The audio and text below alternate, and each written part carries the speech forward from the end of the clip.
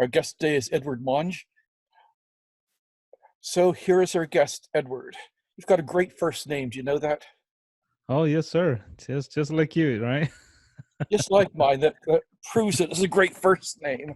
Yeah, I love it though. Thank to my daddy, man. That was his choice. I was named after my uncle, I guess. Well, thank you for having me on, Mr. Edward. You're a filmmaker, and Yes, you're sir. done making some films about various cryptids, Bigfoot, and that. Yes, sir. Hmm. Tell me about your how you got involved with filmmaking. Well, it actually happens back in 2015. I mean, since I was little, put it this way, I always into cameras. So I was just taking pictures back then. I'm originally from Costa Rica, a little country from Central America. So obviously back then it was really hard to get even photo camera. So to have a film camera, it was just impossible. So, anyways, after I got out of the army, um, I wanted to start filming, but I didn't know how or where. I just didn't know anything about filming.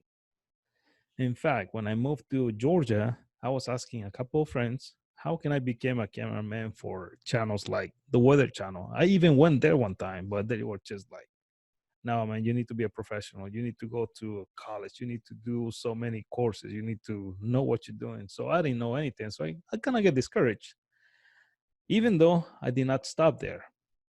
I went out and bought me a little camera, just, something to start off. And I was just making little films at home with my kids, my wife, even my pets, whatever. I got a service dog. So I was just making little things here and there. And I don't know, I just like it. And I end up just getting software like iMovie, to start off editing. So back in 2015, I created a channel on YouTube. It was about metal detecting and finding, relics and stuff like that. So I thought it was a good opportunity for me to start filming my own finds, and get to share it with other people. So it was me, my wife, and my kid, my oldest kid, just going to places, going to parks, private properties. Obviously, we're asking for permissions, and just to put everything in tape. And so I learned it that way. So last year, finally, I went to college for filmmaking, even though I hate it because I hate college. I'm kind of old for that. I learned it, quite a few tips. I did a full semester. And so I took all of those tips into my head. And I've been learning a lot through, YouTube tutorials, all of that stuff. And finally, last year, I decided to create a Bigfoot Quest podcast and also, you know, videos where you can see like short documentaries, you can see like interviews, all of that good stuff. I end up, buying cameras, drones, all of that stuff, and learning more and more. Um, Currently, I'm using professional equipment and professional editing software like Adobe Premiere Pro, After Effects, and all of those things. So that's kind of my story, Mr. Edward. Um, you're shooting what, a Canon uh, The C200. In C200. fact, Mr. Edward, I just opened that one yesterday. I bought it like 3 weeks ago, but because I've been waiting for my lenses, I didn't even want to open the box yet. But in the past, I've been shooting with Panasonic Lumix, and I've been shooting with the EOS R, the Canon, and GoPros and stuff like that. So I've been saving for a real filming camera, and I finally got it about a month ago, like I say, and yeah, I was very happy to open it yesterday to have it on my hand and finally get to see how it works. Um, the There's always, C200 camera is a great camera for filming, though. there's always a thrill when you open a new box, no matter whether it's something big or something little. Something came in the mail for me. I've got to open it. So it must have been hard to wait, I guess. Yeah, so you couldn't wait. Um, You see, in my case, Mr. Edward, I was just waiting because, again, I wanted to get everything. So when I got all the toys together, that's when I was going to put the camera together. But unfortunately, because the lens that I order is coming from overseas, it's taking a little bit longer. So, I ended up just opening the box yesterday. I put all the things together with the camera. It's the Canon C200, like I said. I've been studying a lot about the camera, trying to learn because there's a lot of settings that you definitely need to, put together before you even get out and film. So I kind of know pretty much the settings of it already, even though I still got to learn a lot. But thank God I got a couple of films lined up right now. I cannot really say when because of the coronavirus, but I got a couple of projects, big projects coming up soon. And it's going to be about cryptids, UFOs, and people who've been on TV already. So my idea, Mr. Edward, is just keep on growing up, growing and growing, not only as a business, but as a filmmaker. Every little film help you to grow and grow. That's the idea. And obviously in the future, get to help somebody else. Because that's the biggest thing with me though. I really love learning, sharing, and maybe even teaching somebody if they're willing to it. So I love what I'm doing so far. I'm having a blast. where did you go to college to get your film? Uh, Northampton College, right here, right next to me. Northampton Community College. Okay.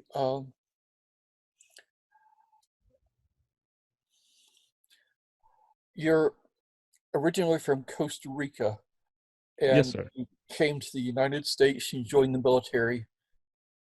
Yep. It was my dream job. Since I was a little kid, I used to play with little soldiers. Remember those little green ones? Yes, I Plastic ones? Yeah, so I remember playing with those. That was actually the only toys I have when I was little. I never get to own a little car, none of that stuff. I was very, very poor. I came from a family that I mean no shame. I didn't even have shoes to wear. Put it that way, Mr. Edward. And these little toys that I got, couple of soldiers, I actually borrowed from one of my neighbors. So I was always playing soldiers and wars and all the stuff. So time passed. I ended up working for an American guy in Costa Rica. I was a manager on one of his hotels. And he offered me to take a job in Manhattan, New York. That happens back in 1997. So I say, of course, I would love to go to the US and work. So thank God I got here. He sent me over with a work visa and with the possibility of, setting up my papers. So that was the first thing I did. But obviously, you got to wait a couple of years to get them. In the process, I was learning a little bit of the language, even though I don't speak English, properly. I still learning. Back then, I didn't speak anything, so it was just the basics. So I remember stopping in one of these recruiting stations and asking, "How can I join the army?" And they gave me a bunch of papers and a bunch of things that I'm supposed to do. I didn't even know if I was ready to take an ash bath. I didn't know none of that stuff. So I kind of study and review everything. A few months later, I ended up going and taking the test. And I guess I was ready because it was my passion instead. But you know how it is when you really want something, you really work for it. So that's what I did. I passed. So, they took me to basic training. Um, I did my AIT. I went to Missouri for to Fort Leonard Wood. After I passed my two classes there, I went airborne. So I ended up serving in Fort Bragg, in North Carolina. I did my time over there. I got my deployment to Afghanistan back in 2012. And I got back in the same year. Uh, but unfortunately for me, I got hurt. So I became disabled, like totally disabled for a few years. I went through a lot of pain, physical pain, mental pain. I got out with TBI. PTSD. Obviously, I almost lost my left leg. I went through 6 different surgeries, different parts of my body, kind of to put myself together. And I was lost, Mr. Edward. I was like, I tried to take my life twice, so I ended up in a hospital for a few months. So I was there for rehab, not because of drugs or anything like that. It was just PTSD, pretty much. I lost one of my best friends in war.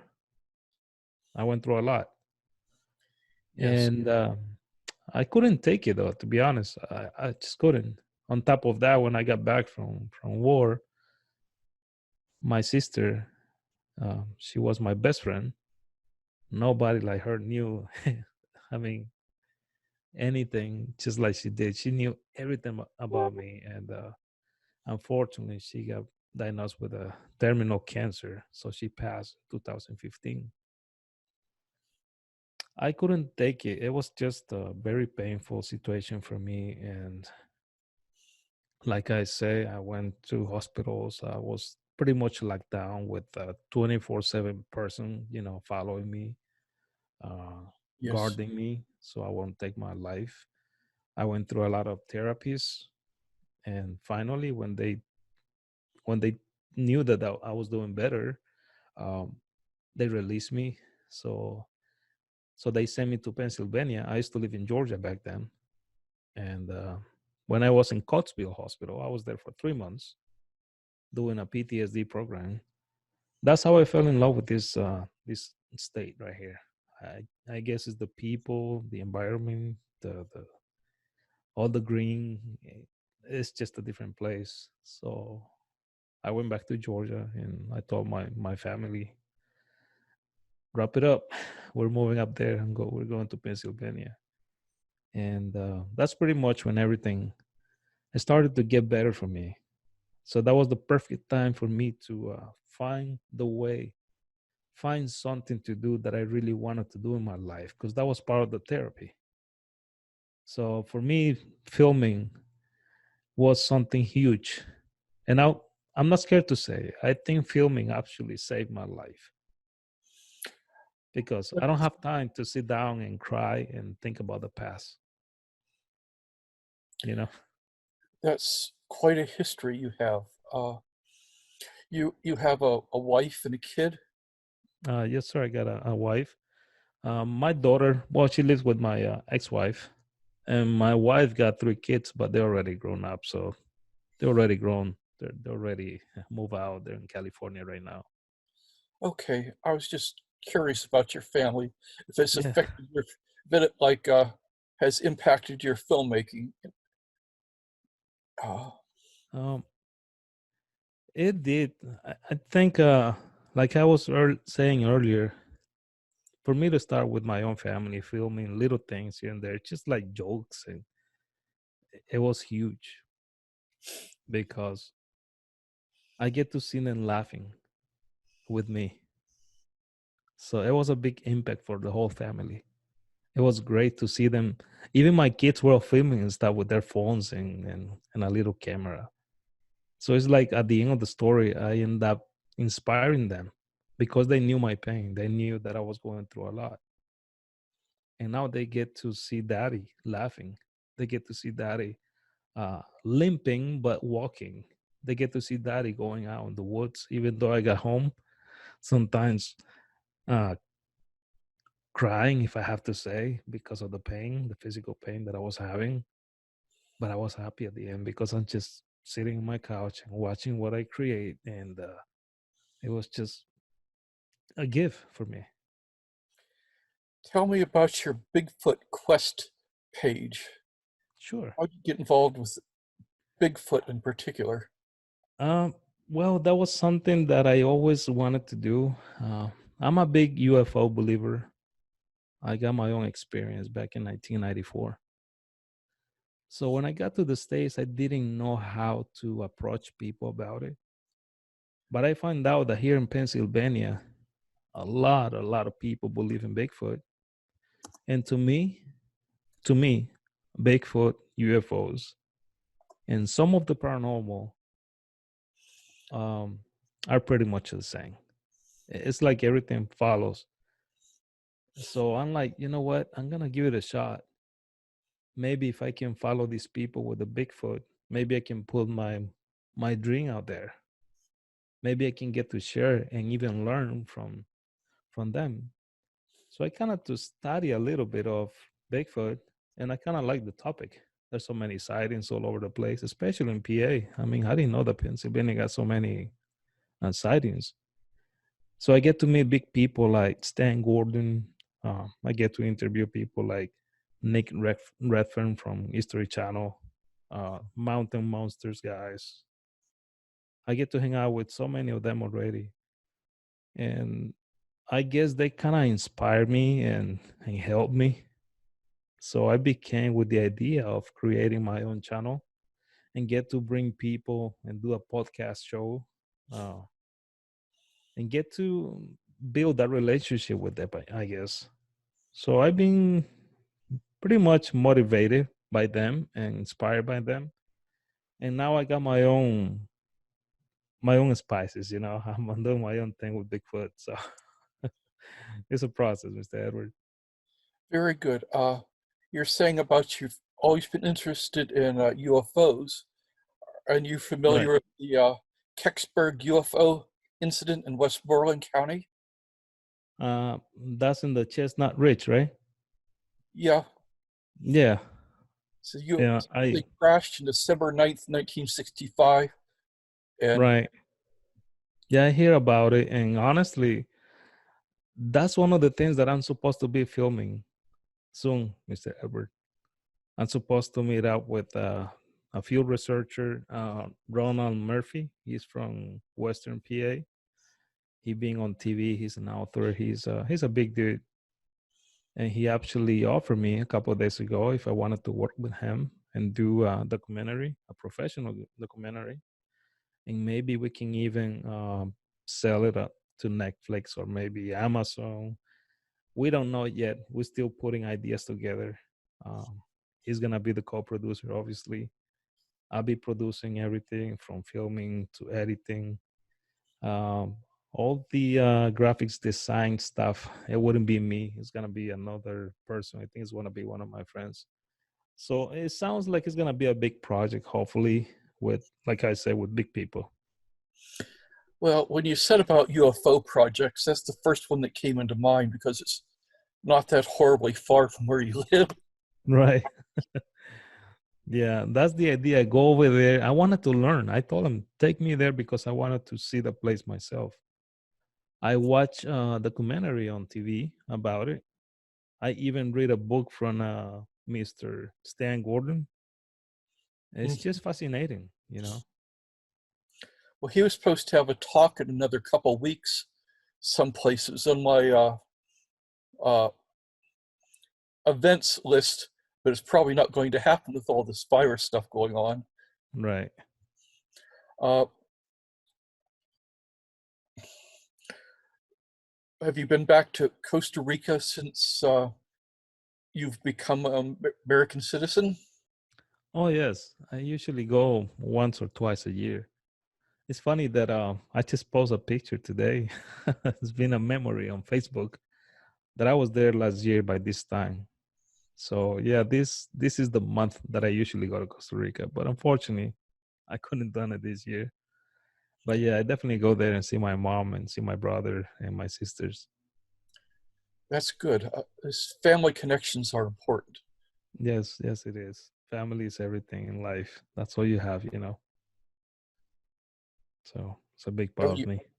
are you happy with how your life's going right now? You seem to be getting over some of your problems and then seem to be enjoying filmmaking. Is things getting better for you? Definitely, Mr. Edward. I'm loving what I'm doing so far, and I'm a big God believer. Last night I was holding my wife's hand and we prayed for like 40 minutes, you know, asking God to open doors for us, to open doors for me as a filmmaker. I want to grow. I want to learn. I want to get to share what I do, and it's not even about the money, Mr. Edward. I mean, I'm not gonna get rich. You know, it is what it is. But I'm happy. I'm happy with whatever I have.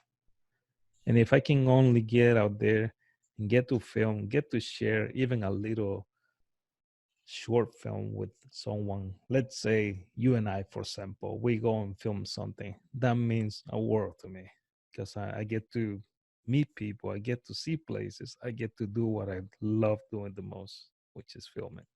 Well, we need to do something like that after this quarantine's over. I'm up for it as well. Yeah, sure, man.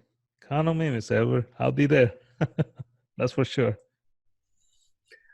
Is there anything else you'd like to tell people that uh, Sure. right now?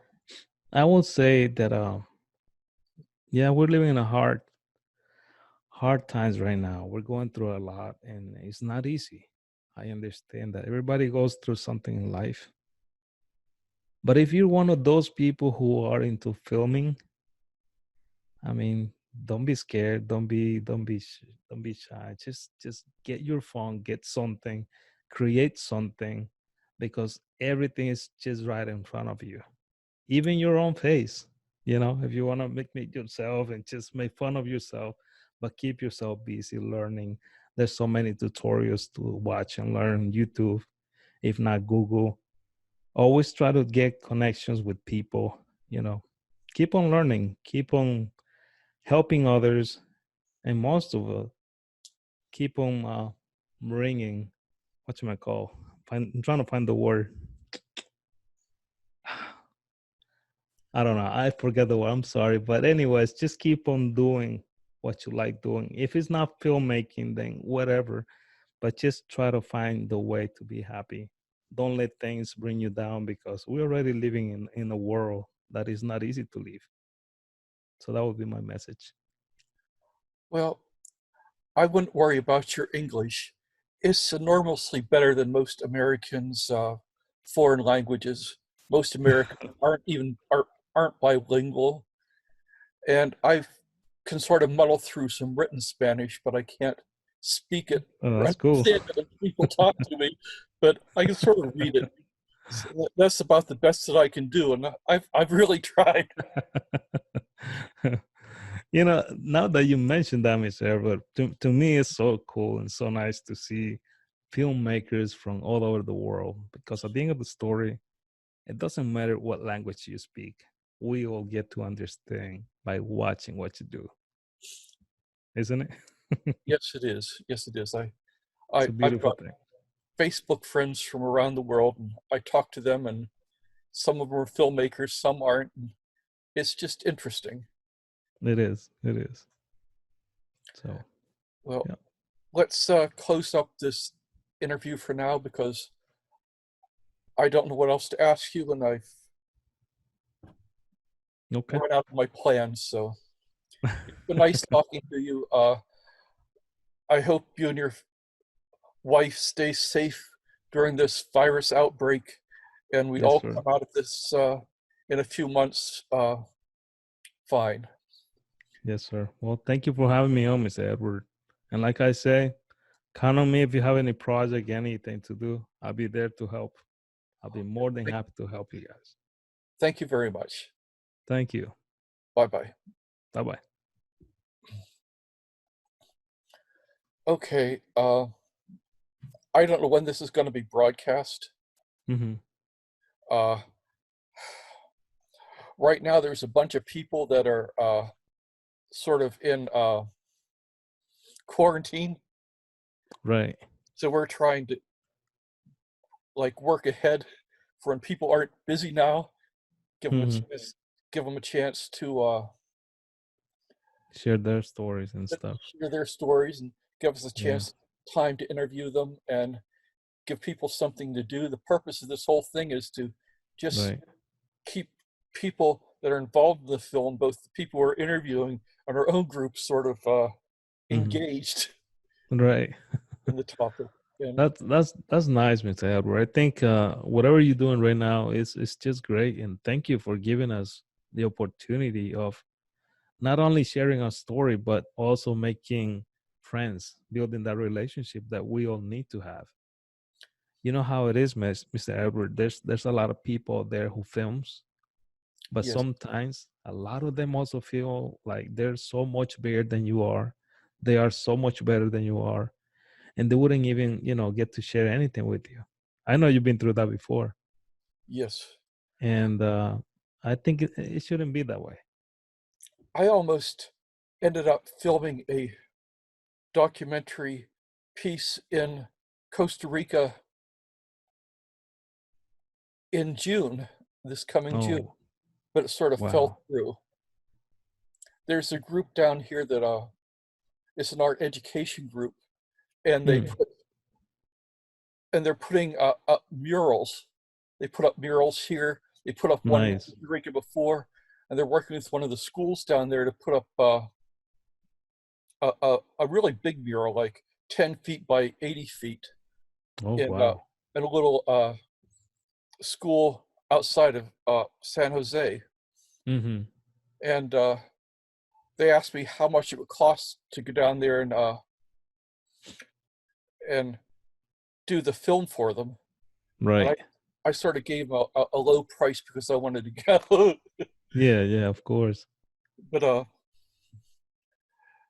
it Did they accept it? no, they said, well, it depends if they get enough money or not. Yeah, They're trying to fundraise for their own travel and expenses for the mural. yeah, right. But Well, keep on trying, Mr. Edward. I know you're gonna love it there, though. It's a very little country. I mean, we're not even 5 million people there, but it's a country with no army.